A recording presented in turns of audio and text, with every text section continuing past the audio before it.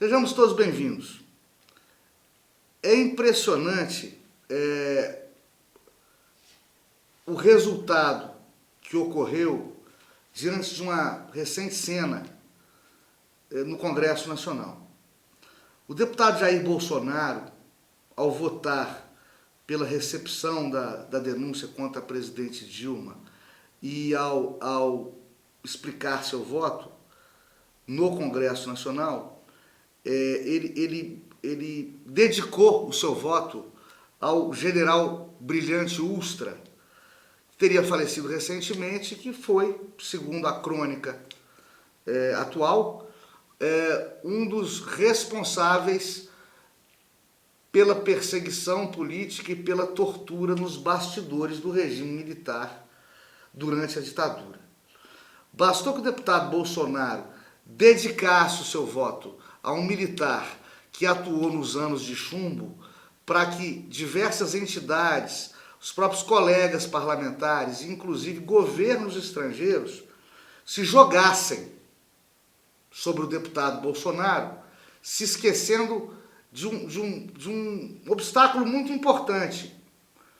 Ele não somente tem liberdade de expressão e manifestação, como também goza da liberdade de tribuna, como parlamentar que é. No entanto, fazer uso dessa liberdade de opinião, de manifestação parlamentar, lhe valeu opróbios, lhe valeu ofensas, críticas, inclusive uma cusparada de um colega, evidentemente, menos educado. Por que ele foi achincalhado dessa maneira? Eu pensei comigo mesmo, com os meus botões. O Brasil é um país sui generis. Em todo o mundo, a história recente, e mesmo a mais remota, é contada pelos vencedores dos conflitos. Eu me recordo que, estudando história, os países que foram encampados pela União Soviética, a Hungria, a Tchecoslováquia, a extinta Iugoslávia, a Romênia, tiveram os seus livros de história alterados pelos soviéticos, inclusive alteradas fotografias, destruídos monumentos públicos que eram contra o regime comunista. Porque o regime comunista soviético, como mandante, digamos assim, daquelas repúblicas, fazia e desfazia, moldava e remodelava a história dos países dominados ao seu bel prazer, ao bel prazer de sua ideologia. No Brasil não acontece isso. Curiosamente, a moderna história brasileira é ditada, é contada, é comentada e é criticada por quem perdeu a Revolução de 1964. O politicamente correto hoje é ouvir a versão dos fatos daqueles que foram derrotados pelo regime militar durante a Revolução de 64 e logo após a ela. Sucede disso que muitos feitos e eventos ocorridos durante o governo dos generais são omitidos da moderna crônica jornalística brasileira. Por exemplo, os justiçamentos, as execuções protagonizadas pelos partidos de esquerda que na época viviam na clandestinidade, esses fatos não são levados a público, esses fatos não são divulgados. O que foi a guerrilha do Araguaia, né?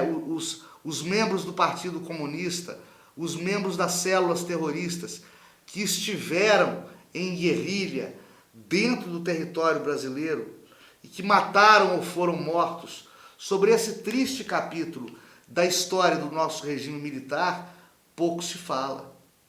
É um dos governos mais economicamente bem-sucedidos, um dos nossos governos de maior relevo a nível internacional, um governo que bombou, um governo em que nós crescemos 9% ao ano, um governo que o secretário de Estado norte-americano Henry Kissinger falou para a sua imprensa norte-americana: vocês querem progresso? Olhem para o Brasil. Esse governo foi o governo do general Emílio Garrastazu Médici, que por conta das inegáveis torturas que ocorreram nos calabouços, das inegáveis supressões de liberdades, daquele regime de exceção que horrorizou a todos, por conta do seu lado negro, o lado bom desse regime foi omitido dos livros de história. O nosso milagre econômico sumiu dos livros de história, porque no Brasil, curiosamente, quem escreve os nossos livros de história foram aqueles que perderam a guerra, foram aqueles que foram vencidos, foram aqueles que foram dominados, naquilo que eu chamo de a retórica dos vencidos.